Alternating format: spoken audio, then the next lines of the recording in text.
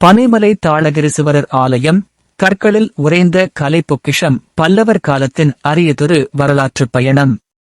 விழுப்புரம் மாவட்டம் செஞ்சியை அடுத்த பனைமலை என்ற கிராமத்தின் இயற்கை எழில்மிக்க மலைக்குன்றின் மீது கம்பீரமாக எழுந்து நிற்கிறது தாளகிரீசுவரர் ஆலயம். இது வெறும் ஒரு வழிபாட்டுத் தலம் மட்டுமல்ல, கிபி 8ஆம் நூற்றாண்டில் பல்லவ பேரரசின் கலைத்திறனும் ஆன்மீகச் செழுமையும் ஒன்று சேர்ந்த ஒரு அரிய ஆவணம் இது. குடைவரை கோயில்களை மட்டுமே கட்டி வந்த பல்லவ மன்னர்கள் கற்களை அடக்கி ஒரு முழுமையான கோயிலை கட்டத் தொடங்கிய காலத்தின் மிக முக்கியமான சான்றுகளில் ஒன்றாக இந்த பனைமலை கோயில் திகழ்கிறது. மாமல்லபுரம் கடற்கரை கோயிலுக்குப் பிறகு கட்டப்பட்ட 2வது கட்டுமான கோயில் இது என வரலாற்று வல்லுநர்கள் கருதுகின்றனர். இவ்வாறு பல்லவ கட்டிடக்கலையின் பரிணாம வளர்ச்சியில் ஒரு புதிய அத்தியாயத்தை தொடங்கி வைத்து ஒரு வரலாற்று பொக்கிஷமாக இந்த கோயில் தலைசிறந்து நிற்கிறது. இது ஒரு கலைஞன் தனது படைப்புத் திறனை அடுத்த கட்டத்திற்கு நகர்த்தியதன் சான்றாக மலைகளின் பசுமைக்கும் நீரின் குளிர்ச்சிக்கும் இடையே அமைதியாக காட்சியளிக்கிறது.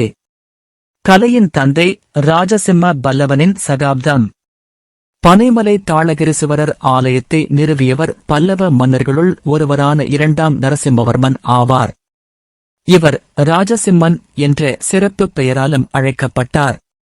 இவரது ஆட்சிக்காலம் தோராயமாக கிபி 695 முதல் 722 வரை அமைந்திருந்தது. இவருடைய முன்னோடி மன்னர்கள் பெரும்பாலும் போர்க்களங்களில் தங்கள் ஆளுமையை பறைசாற்றிய நிலையில் ராஜசிம்மனின் ஆட்சி ஒப்பீட்டளவில் அமைதியான சகாப்தமாக இருந்தது. போர்ச்சிக்கல்கள் குறைந்திருந்த இக்காலத்தில் அவர் தனது அரச கருவூலத்தையும் ஆற்றலையும் கலை, கட்டிடக்கலை, இலக்கியம் மற்றும் ஆன்மீக வளர்ச்சிக்கு செலவிட்டார். இதன் விளைவாக இவருடைய ஆட்சிக்காலம் பல்லவர் கலையின் உச்சகட்டத்தை எட்டிய ஒரு பொற்காலமாக மாறியது. சைவ சமயத்தின் தீவிர பக்தராக விளங்கிய ராஜசிம்மன் சிவன் மீது கொண்டிருந்த பக்தி காரணமாகவே பல கோயில்களை எழுப்பினார். இவருடைய ஆட்சியில் சைவ சமயம் பெருமளவு முன்னேற்றம் கண்டது. மாமல்லபுரத்தில் அமைந்துள்ள புகழ்பெற்ற கடற்கரை கோயில்கள், காஞ்சிபுரத்தில் கலை நயத்துடன் திகழும் கைலாசநாதர் கோயில் மற்றும் பனைமலையில் உள்ள தாளகிரீசுவரர் கோயில் என 3 பெரும் கற்றளிகளை கட்டிய பெருமை இவருக்கு உண்டு. இந்த 3 கோயில்களும் ராஜசிம்மனின் கலைப்பாணியை வெளிப்படுத்தும் முத்திரைகளாக விளங்குகின்றன. குறிப்பாக பனைமலை கோயிலானது காஞ்சி கைலாசநாதர் கோயிலின் விமான அமைப்பை பிரதிபலிப்பதாக கூறப்படுகிறது. இது பனைமலை கோயில் தனிப்பட்ட படைப்பாக அல்லாமல் ராஜசிம்மனின் கட்டிடக்கலை திட்டத்தில் ஒரு முன்னோடி படைப்பாகவும் கலைச்சோதனை களமாகவும் அமைந்திருப்பதை காட்டுகிறது. ஒருவேளை அவர் தனது கனவு படைப்பான காஞ்சி கைலாசநாதர் கோயிலை கட்டுவதற்கு முன்பாக பனைமலை கோயிலில் தனது கட்டிடக்கலை நுட்பங்களை சோதித்து பார்த்திருக்கலாம். இக்கோயிலில் எழுந்தருளியிருக்கும் மூலவர் தாளகிரீசுவரர் என்ற பெயர் பெற ஒரு சிறப்புமிக்க காரணம் கூறப்படுகிறது. தாள் என்ற சொல் பனை மரத்தை குறிக்கும். பனை மரத்தை தலவிருட்சமாக கொண்ட சிவன் கோயில்களில் இதுவும் ஒன்று என கருதப்படுகிறது. மேலும் இக்கோயில் அமைந்துள்ள மலையின் பெயரும் பனைமலை என வழங்கப்படுவதால் பெயரின் பொருள் மேலும் உறுதிப்படுத்தப்படுகிறது. கட்டிடக்கலை, கற்றளியின் சிற்ப நேர்த்தி. பல்லவ கலையின் பரிணாமம். பல்லவர் கால கட்டிடக்கலை என்பது ஒரே நாளில் உருவாகிவிடவில்லை. இது பல நூற்றாண்டுகளாக பல மன்னர்களின் பங்களிப்பால் படிப்படியாக பரிணாமம் அடைந்தது. முதலாம் மகேந்திரவர்மன் பாறைகளை குடைந்து குடைவரை கோயில்களை உருவாக்கினார். பின்னர் முதலாம் நரசிம்மவர்மன் மாமல்லன் ஒரே பாறையை குடைந்து செதுக்கப்பட்ட ஒற்றை கற்கோயில்களை ரதங்கள் மாமல்லபுரத்தில் நிறுவினார். இந்த 2 காலகட்டங்களுக்குப் பிறகு கிபி 690ஆம் ஆண்டிலிருந்து முழுமையான கற்களை அடுக்கி உருவாக்கப்பட்ட கட்டுமான கோயில்கள் கட்டப்பட்டன. இந்த கட்டிடக்கலை பரிணாமத்தில் ராஜசிம்மனால் மலை மீது கட்டப்பட்டு முதல் கற்றளியாக பனைமலை தாளகிரீசுவரர் கோயில் திகழ்கிறது. கோயிலின் அமைப்பு. இந்த கோயில் பாறைகள் சூழ்ந்து ஒரு மலைக்குன்றின் மீது அமைந்திருக்கிறது. கோயிலின் பிரதான விமானம், மகர்தோரணம் மற்றும் வாயிற்காப்போர் சிற்பங்கள் என அனைத்தும் பல்லவர் கால கட்டிடக்கலைக்கு சான்றாக நிற்கின்றன. மூலவர் கருவறையில் லிங்க வடிவில் நிறுவப்பட்டிருந்தாலும் பல்லவர் காலத்தில் குறிப்பாக ராஜசிம்மன் கட்டிய கோயில்களில் சோமாஸ்கந்தர், சிவன், பார்வதி மற்றும் முருகப்பெருமான் புடைப்புச் சிற்பமே பிரதானமாக அமைந்திருக்கும். பனைமலை கோயிலின் கருவறையிலும் முதலில் சோமாஸ்கந்தர் புடைப்புச் சிற்பமே இருந்திருக்கலாம் என்றும் பிற்காலத்தில் லிங்கம் பிரதிஷ்டை செய்யப்பட்டிருக்கலாம் என்றும் ஆய்வாளர்கள் கருதுகின்றனர். பிற்காலத்தில் இக்கோயில் பல்வேறு மன்னர்களால் சீரமைக்கப்பட்டோ அல்லது விரிவாக்கப்பட்டோ இருக்கலாம். உதாரணமாக ஒரு ஆதாரம் இந்த கோயில் முதலாம் சுந்தர சோழனால் கட்டப்பட்டதாக குறிப்பிடுகிறது. இருப்பினும் இந்த கோயில் ராஜசிம்மனால் கட்டப்பட்டது என்பதற்கான வலுவான வரலாற்றுச் சான்றுகள் பல உள்ளன. எனவே கோபுரம், மகரதோரணம் மற்றும் வாயிற்காப்போர் சிற்பங்கள் போன்ற சில கட்டமைப்புகள் பிற்காலச் சோழ மன்னர்கள் அல்லது பிற அரசர்களால் சீரமைக்கப்பட்ட போது அவற்றின் மீது சுதைப்பூச்சு கொண்டு மாற்றங்கள் செய்யப்பட்டிருக்கலாம் என யூகிக்கலாம். இது கால ஓட்டத்தில் பல்வேறு மன்னர்களின் பங்களிப்பால் ஒரு கோயில் எவ்வாறு பல அடுக்குகளை பெறுகிறது என்பதை காட்டுகிறது. சுற்றுப்புற அமைப்புகள். கோயிலின் அடிவாரத்தில் பாறையை குடைந்து உருவாக்கப்பட்ட ஒரு பிள்ளையார் கோயில் உள்ளது. இங்குள்ள பாறைகளையே படிகளாகச் செதுக்கி மேலே உள்ள கோயிலை அடையும் வகையில் அமைத்திருப்பது பல்லவர்களின் புதுமையான கட்டிடக்கலை திறனுக்கு ஒரு எடுத்துக்காட்டு. இந்த கோயிலின் சுற்றுச்சூழலும் சிறப்பு வாய்ந்தது. கோயிலைச் சுற்றி விவசாய நிலங்களும் பெரிய ஏரியும் அமைந்துள்ளன. சுவர் ஓவியங்கள். அழிவின் விளிம்பில் ஒரு அரிய கலை பொக்கிஷம். தாண்டவமாடும் நடராஜர். பனைமலை கோயிலின் வடக்கு துணை கருவறையில் உள்ள 2 சுவர் ஓவியங்களில் ஒன்று சிதிலமடைந்த நிலையில் உள்ள நடராஜர் ஓவியம் ஆகும். இந்த ஓவியம் வழக்கமாக ஒற்றை காலை தூக்கி ஆடும் நடராஜர் சிலைகளைப் போல் இல்லாமல் தனித்துவமான ஒரு நடனத் தோரணையில் வரையப்பட்டுள்ளது. இதில் சிவன் வலது காலை தரையில் ஊன்றி இடது காலை மண்டியிட்டு தனது இடக்கையை மார்புக்கு குறுக்கே வீசி ஆடுவது போல் சித்தரிக்கப்பட்டுள்ளார். இந்த அரிய நடன பாணியை கலை வல்லுநர்கள் சந்தியா பாணி என்று குறிப்பிடுகின்றனர். இதே நடனத்தின் சிற்ப வடிவங்கள் ராஜசிம்மனால் கட்டப்பட்ட மாமல்லபுரம் மற்றும் காஞ்சி கைலாசநாதர் கோயில்களிலும் காணப்படுகின்றன. இது ராஜசிம்மனின் கலை தேர்வில் இருந்த ஒருமைப்பாட்டையும் அவரது தனித்துவமான பாணியையும் காட்டுகிறது. இந்த ஓவியம் ஏறக்குறைய முழுவதும் அழிந்த நிலையில் இருந்தாலும் அதன் அடிப்படை கோடுகள் இன்றும் தெளிவாக தெரிகின்றன. நடனத்தைக் காணும் உமையம்மை. நடராஜர் ஓவியத்துக்கு எதிரே உள்ள சுவரில் சிவனின் தாண்டவத்தை கண்டு ரசிக்கும் பார்வதியின் ஓவியம் இடம்பெற்றுள்ளது. இந்த ஓவியம் 1000 ஆண்டுகளுக்கும் முற்பட்ட ஒரு அரிய கலை பொக்கிஷம் ஆகும். பார்வதி இடது காலை மடித்து ஒற்றைக் காலில் நிற்பது போல் சித்தரிக்கப்பட்டிருக்கிறார். இதே பாணியை அஜந்தா மற்றும் எல்லோரா குகை ஓவியங்களிலும் காணலாம். இது பல்லவ கலையானது இந்திய துணைக்கண்டத்தின் பிற பகுதிகளில் இருந்த கலைப்பாணியுடன் கொண்டிருந்த தொடர்பை காட்டுகிறது. பார்வதியின் உருவத்தை நுணுக்கமாக விவரிக்கும் போது அவரது தலையில் மஞ்சள் நிற கிரீட மகுடமும் நெற்றியில் சிவப்பு நிறத்திலகமும் காணப்படுகின்றன. கழுத்தில் சுவடி மற்றும் கண்டிகை போன்ற அணிகலன்களும் காதுகளில் காதணியும் அணிந்துள்ளார். அவர் கணுக்கால் வரை நீண்ட சிறு பூக்கள் கொண்ட சிவப்பு புடவையை அணிந்திருக்கிறார். இந்த புடவை இடுப்பைச் சுற்றி ஒரு அலங்கார பட்டிகையால் இறுக்கிக் கட்டப்பட்டுள்ளது. இந்த ஓவியத்தில் பச்சை, மஞ்சள், சிவப்பு போன்ற வண்ணங்கள் மேலோங்கி இருக்கின்றன. அவரது தலைக்கு மேலே சிவப்பு நிறக்குடை ஒன்று உள்ளது. இந்த நுணுக்கமான தகவல்கள் பல்லவ ஓவியர்களின் கலைத்திறனையும் வண்ணங்களை அவர்கள் கையாண்ட விதத்தையும் உணர்த்துகின்றன. ஓவிய நுட்பம். ஃப்ரெஸ்கோ செக்கோ.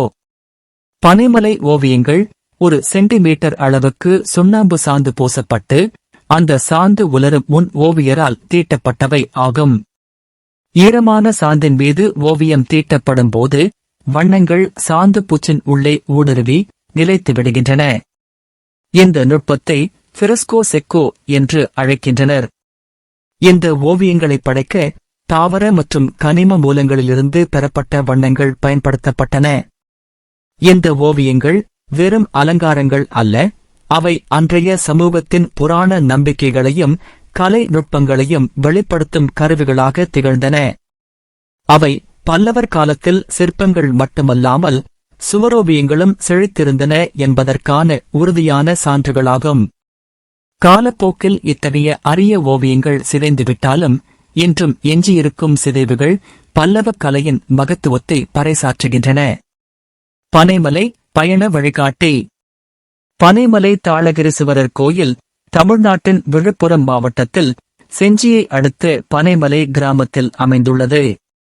செஞ்சியிலிருந்து சுமார் 20 முதல் 23 கிலோமீட்டர் தொலைவில் இக்கோயில் உள்ளது.